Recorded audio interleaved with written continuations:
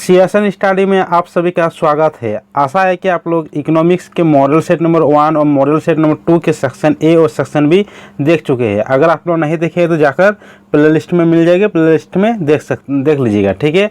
तो इस वीडियो में हम लोग क्लास 11 के जो आप लोगों का मॉडल सेट नंबर 1 और मॉडल सेट नंबर 2 करा दिए हैं और जो मॉडल सेट नंबर 2 का आप लोगों का सेक्शन सी वाला है, सेक्शन सी वाला आप लोगों का जो 15 नंबर से 19 नंबर तक है उसका कंप्लीट सॉल्यूशन करेंगे इस वीडियो में, ठीक है। तो चलिए प्रश्न को देख लेते हैं 15 से 19 नंबर तक। तो देखिए 15 से 19 तक यहाँ पर सेक्शन बी वाला है, ये वाला सेक्शन सी वाला है, सेक्शन सी वाला है।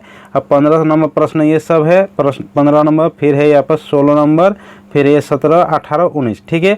सेक्शन सी वाला प्रश्न देख लिए, ठीक है। अब सेक्शन सी वाला प्रश्न को एक एक समझेंगे और एक एक उत्तर देखेंगे। तो चलिए शुरू करते हैं। देखिए जो 15 नंबर प्रश्न है वो जो प्रश्न वहाँ पर जो है वही प्रश्न यहाँ पर हम लिखे हैं और अपने से बनाए हैं, ठीक है। तो जैसे 15 नंबर प्रश्न है यहाँ पर, ये प्रश्न पढ़िए। प्रश्न है यहाँ पर कि 15 नंबर के निम्नलिखित आंकड़ों से बहुलक ज्ञात कीजिए। आंकड़ा दिया गया है, यहाँ पर वर्ग अंतराल दिया गया है और बारंबारता दिया गया है, ये सब, ठीक है। और इसका बहुलक निकालने के लिए बोला गया है। तो वर्ग अंतराल हम लिए, यहाँ पर वर्ग अंतराल लिए 0 से 5, 5 से 10, जो दिया गया है 10 से 15, 15 से 20, 20 से 25, 25 से 30, 30 से 35, 35 से 40 और बारंबारता से 7, 9, 11, 28, 30, 22, 7, 5 जो दिया गया है वही यहाँ पर लिख दिए, ठीक है। अब जैसे यहाँ पर हम निकालेंगे, यहाँ पर क्या निकालेंगे, बहुलक निकालेंगे। तो बहुलक निकालने के पहले सबसे पहले हमें ये जो बारंबारता दिया रहता है उसमें ढूंढना होगा कि सबसे बड़ी संख्या क्या है। तो देखिए इसमें सबसे बड़ी संख्या क्या है, 30 है। तो सबसे बड़ी संख्या जो रहता है उसको बोलेंगे हम F1, ठीक है। और F1 के जो ऊपर वाला रहेगा उसको बोलेंगे F0 और F1 के जो नीचे वाला रहेंगे उसको बोलेंगे F2, ठीक है। ये हो गया F1, F0 और F2।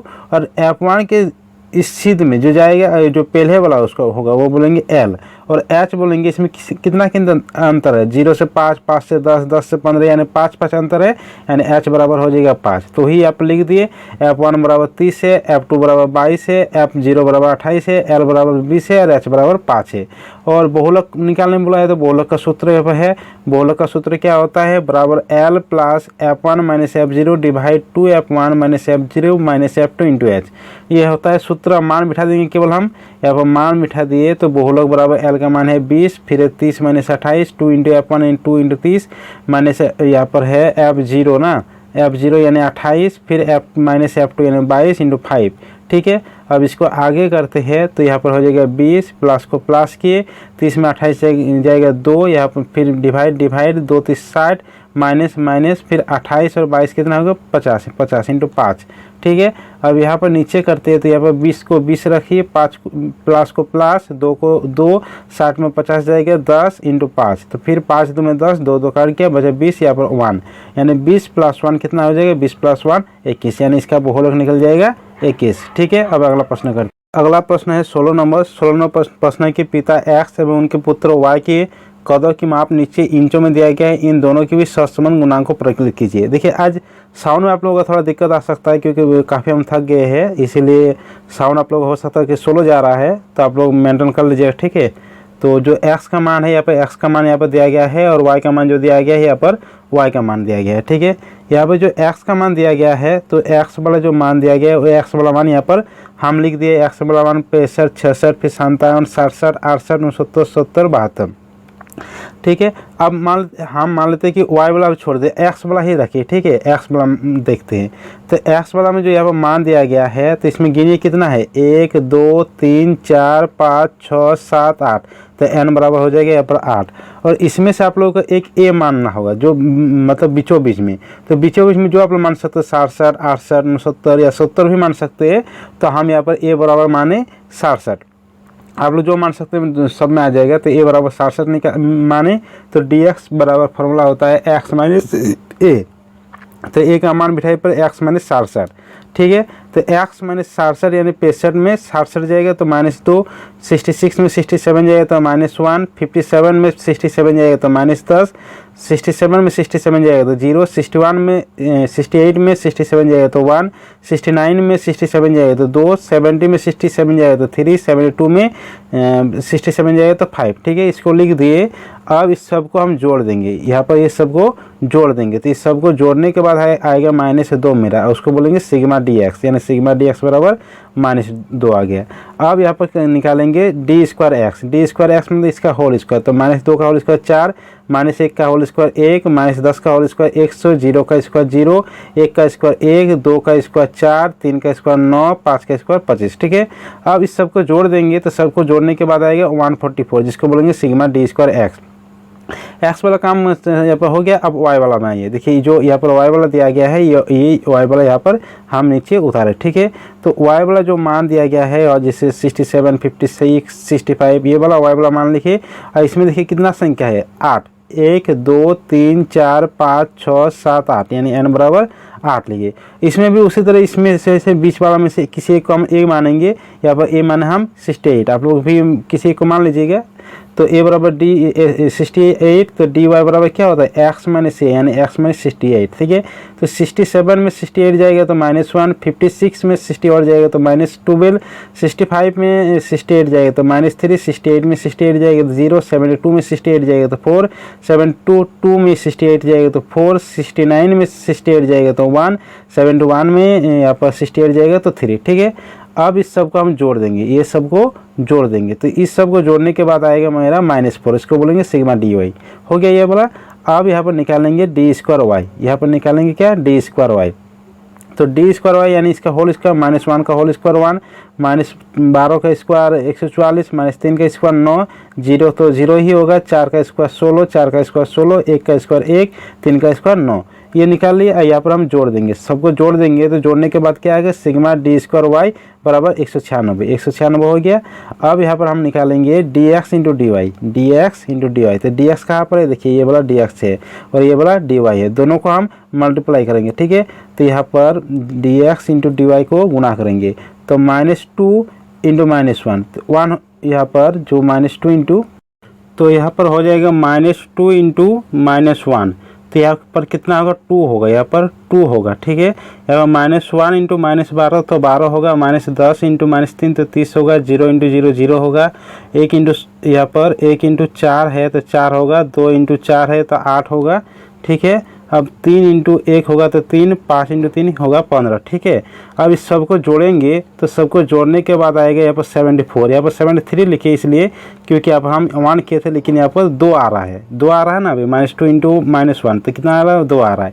तो जो 73 है तो चिंता की कोई बात नहीं, 74 हो जाएगा, वो 74 हो जाएगा। ठीक है, ये 74 हो गया, sigma D x into D y कितना होगा, 74। तो अब मान बिठा देंगे यहाँ पर, देखिए सहसंबंध गुणांक आर बराबर फॉर्मूला होता है sigma D x into D Y minus N into sigma D X बटा N into sigma D Y बटा एन डिवाइड एन इंटू रूटेंडस यहाँ पर sigma D square N minus sigma D X बटा N का whole square into sigma D square बटा N minus sigma D Y बटा N का होल स्क्वायर। ठीक है, अब यहाँ पर मान बिठा देंगे हम, तो आर बराबर हो जाएगा यहाँ पर 74 होगा, सिग्मा डी एक्स होगा 74 -8 -2 -8 इंटू -4 बटा 8 डिवाइड 8, यहाँ पर मान बिठा देंगे सबका। ठीक है, मान बिठा दिए, यहाँ पर जो ऊपर में 8 और नीचे में 8 काट जाएगा, यहाँ पर 2 4 8 काट जाएंगे, 4 4 कट जाएगा। ठीक है, अब यहाँ पर क्या हुआ, यहाँ पर जो 7 ये तो 74 हो जाएगा, 74 + 1 डिवाइड यहाँ पर n, यहाँ पर भी काट दिए इसको 8 से, यहाँ पर 18 बार में 144 तो 18 हो गया, यहाँ पर माइनस, तो इसको काटे 2 4 8 तो 1/4 का होल स्क्वायर यानी 16 इंटू यहाँ पर काटे 4 2 में 8, यहाँ पर भी 4 से काट दिए, 4 4 16, 4 9 36 यानी 49/2 माइनस यहाँ पर 4 2 में 8 यानी 1/2 का होल स्क्वायर यानी 1/4। ठीक है, अब यहाँ पर क्या किए कि 70 यहाँ पर जो 74 + 1 था ना, यहाँ पर 74 + 1 है, 74 + 1 है, तो 74 + 1 कितना हो जाएगा 75 डिवाइड 8 इंटू यहाँ पर इसको हम सरल किए तो ये तो 75 हो जाएगा, सरल किए तो क्या होगा यहाँ पर 288 - 1/16 इंटू 98 - 1/4।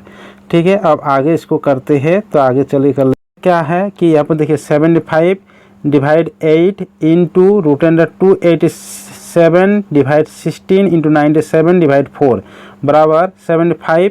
और जो नीचे 16 है ये इसका वर्गमूल कितना लगेगा 4, तो 4 को ऊपर चला जाएगा क्योंकि बटे के बटे में है, और 4 का वर्गमूल 2 होगा तो 2 भी ऊपर चला जाएगा। ठीक है, और यहाँ पर जो 4 में 2 में 8 हो जाएगा, 4 2 में 8, तो ये ऊपर वाला 8 नीचे वाला 8 कट जाएगा। यहाँ पर बचा कितना, यहाँ पर 75 डिवाइड इसको गुना किए तो √27839। ठीक है, देखिए ये सब कैलकुलेशन थोड़ा लंबा है तो चिंता की बात नहीं है। परीक्षा में आप लोग अगर डिमांड कीजिएगा कि हम लोग को कैलकुलेटर चाहिए तो आप लोग को इसके लिए कैलकुलेटर मिल जाएगा, क्योंकि हम लोग जो एग्ज़ाम दिए थे ना BA पार्ट 3 में, तो उसमें जो कैलकुलेटर मतलब बड़ा हिसाब था ये सब, तो हम लोग कैलकुलेटर की डिमांड किए थे तो हम लोग को कैलकुलेटर मिल गया था, तो आप लोगों को भी मिल जाएगा अगर आप लोग डिमांड कीजिएगा तो 7 आगे करते हैं 75 डिवाइड इसका वर्गमूल करेंगे तो 166.85। अब इसको हम डिवाइड देंगे इससे, तो डिवाइड देंगे तो कितना 0.45, यानी R बराबर 100 समान गुना हमारा निकल गया 0.45। ठीक है, अब अगला प्रश्न करते हैं। अगला प्रश्न है यहाँ पर 17 नंबर के, क्या निर्धनता और बेरोजगारी के बीच संबंध है, समझाए। निर्धनता मतलब हुआ गरीबी, निर्धनता मतलब गरीबी हुआ, तो गरीबी और बेरोजगारी के बीच कोई संबंध, हाँ संबंध तो बोल सकते हैं, क्योंकि जो लोग बेरोजगार होते हैं वही लोग तो गरीब होते हैं, तो यानी निर्धनता और बेरोजगारी के बीच वित्तीय संबंध है। तो जैसे देख लेते हैं कि निर्धनता किसे बोलते हैं, तो निर्धनता यानी गरीबी वैसे व्यक्ति जो अपने मूलभूत आवश्यकता को पूरा नहीं कर पाता है यानी या पूरा करने से वंचित रह जाते, वो निर्धनता कहलाती है। और बेरोजगारी जो मतलब जिसको काम करने के योग्य है और जो काम करने के लिए मतलब काम करने की इच्छा रखता है लेकिन उसको काम नहीं मिल रहा है, तो उसको हम बोलेंगे बेरोजगारी। तो बेरोजगारी या बेकारी किसी काम करने के लिए योग्य या उपलब्ध व्यक्ति की वह अवस्था होती है जिसमें उसकी न तो किसी कंपनी या संस्था के साथ और न ही अपनी किसी व्यवस्था से नियुक्त होती है, यानी बेकार रहते हैं लेकिन वो काम करने की इच्छा रहता है और काम करने के लिए उसको योग्य भी होते हैं, उसको बोलते हैं बेरोजगारी। तो इस प्रकार कह सकते हैं कि या तो कह सकते हैं कि जो लोग बेरोजगारी होते हैं वे निर्धन होते हैं, इस प्रकार निर्धनता और बेरोजगारी के बीच संबंध है। इस तरह का आप लोग उत्तर दे सकते हैं। अब देखते हैं यहाँ पर अगला प्रश्न 18 नंबर। 18वां प्रश्न है कि भारत में मानव पूंजी निर्माण की मुख्य समस्या क्या है, व्याख्या कीजिए। तो भारत में मानव पूंजी निर्माण की मुख्य समस्या निम्नलिखित है। एक तो भारत में जनसंख्या में वृद्धि दिन प्रतिदिन बढ़ रहा है, निम्न उत्पादकता है, रूढ़िवादिता धारणा बना दिया गया, जो पुराने नियम कानून है वही सब है। एक है इच्छा शक्ति का अभाव मनुष्य में है, कि फिर है एक बोल सकते हैं कि कृषि प्रधान अर्थव्यवस्था, भारत में कृषि के ऊपर ज़्यादातर लोग डिपेंड है। तो चलिए एक इस पॉइंट को करते हैं कि जनसंख्या में वृद्धि। भारत में जनसंख्या की वृद्धि बहुत तीव्र गति से हो रही है तथा जनसंख्या पहले से ही बहुत अधिक है। इतनी अधिक जनसंख्या के विकास के लिए बहुत अधिक साधनों की आवश्यकता होती है। भारत जैसे निर्धन देशों के लिए इतनी साधनों की व्यवस्था करना संभव नहीं है। ये हो गया जनसंख्या में वृद्धि।